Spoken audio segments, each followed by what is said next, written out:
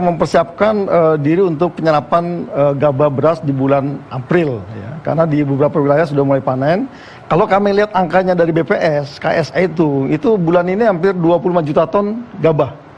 Jadi petani nggak usah khawatir ya, kalau nanti tidak mendapatkan uang gara-gara gabahnya tidak terbeli Bulog, kira-kira begitu. Jadi ya, kami Pak? punya target 1,4 juta ton, tahun ini akan menyerap gabah beras dari petani. Hanya cuma tadi yang disampaikan Pak Yanuar, itu yang perlu diantisipasi adalah nanti panen kedua. Itu yang perlu diantisipasi. Artinya kami sekarang menyerap kurang lebih hampir 60%.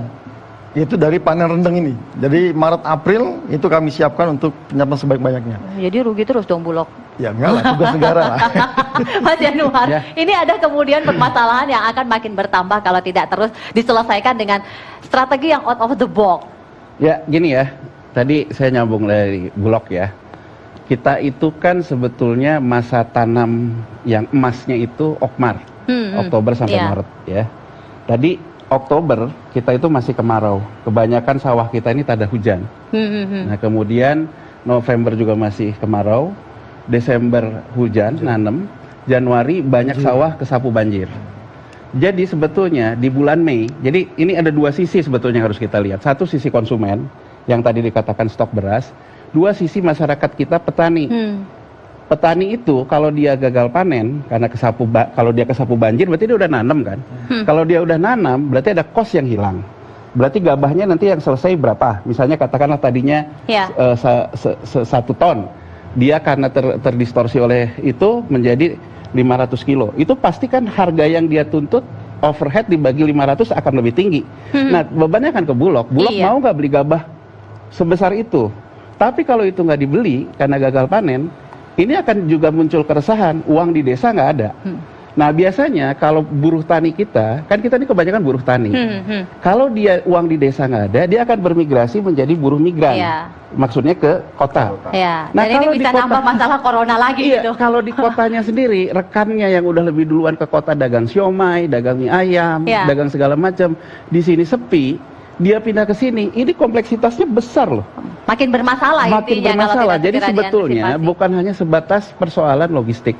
Kita lihat gini ya Mbak Manuhara ya, kita lihat sebetulnya kan pada akhirnya dengan semua rame-rame lockdown negara-negara ini, siapa yang punya self-sufficiency-nya yang tinggi ya. Nah, kita pernah nggak melakukan itu? Sebenarnya kita pernah melakukan itu di zaman Jepang. Jadi Jepang itu pertama kali datang, dia langsung melakukan autokarti kan, gitu. Jadi artinya dia melakukan lockdown. Ada 3 area di kita dia bagi, dia cuman berlanjut ke Romusa, kerja paksa, dia paksa orang kita untuk memenuhi kebutuhannya sendiri. Nah kalau ada sisa diambil sebagai rampasan perang. Apa yang ingin Jepang lakukan? Jepang ingin memutuskan mata rantai dengan Belanda. Karena selama ini itu yang kemudian dikejar. Yang dikejar oleh Jepang adalah karena kita banyak suplai dari Belanda, kita juga banyak diambil oleh Belanda. Jalan satu-satunya oleh dia kan mengisolasi diri, ya kan? Nah kalau sekarang persoalannya corona, kan ini mengisolasi orang juga nih. Misalnya orang di Jakarta ini udah banyak tertular, atau mana lagi lah yang tadi Prof. katakan ya harusnya memang dites semua. Ya orang ini harus di lockdown, dilokalisasi. Dilokalisir ya. Nah harus kalau orang ini dilokalisir, persoalannya kan asupan barang. Nah kalau misalnya petani di Jawa ini masih bisa menanam, masih bisa segala macam, ya berarti kan kita harus membuat klaster di sini. Bahwa yang tidak, tinggal bagaimana pemerintah mengatur arus barangnya. Yang tadi dikatakan, misalnya sekarang kerja informal kita di kota ini, kebanyakan kan untuk distribusi nih, ojol-ojol nih.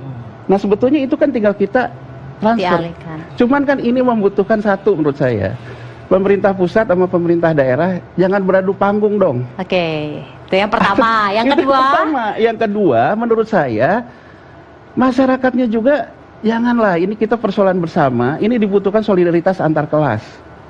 Kalau kita semua pakai baper ke arah urusan politik nggak ada selesainya. Kalau kita mengatakan bahwa si A salah, si B salah, ujungnya masyarakat kita, teman kita, tetangga kita kelaparan. Jadi gini loh, harus kita bedakan persoalan masyarakat kota kelas tengah. Persepsinya ngebaca banyak berita, oh Itali kita tuh mesti lockdown loh. Persepsinya takut mati sama virus. Tapi kalau yang di bawah, dia takut nggak makan hari ini. Jadi jangan sampai ada isu yang berbeda yang harus jangan sampai sama-sama. Isu corona ini berubah menjadi isu kelaparan. Yang artinya kalau itu sudah berubah, kalau ini berubah, ini konflik sosial loh. Oke. Jadi artinya menurut saya solusinya yang di kelompok tengah ini juga harus memastikan transaksi dia ke bawah nggak terhenti kan. Dan itu membutuhkan menurut saya pemerintah daerah dan pemerintah pusat untuk kompak gitu. Persatuan Indonesia sila ketiga Indonesia kompak, Prof. Nah, gimana tanggapan Prof? Iya, sepakat. Selain itu juga komunikasi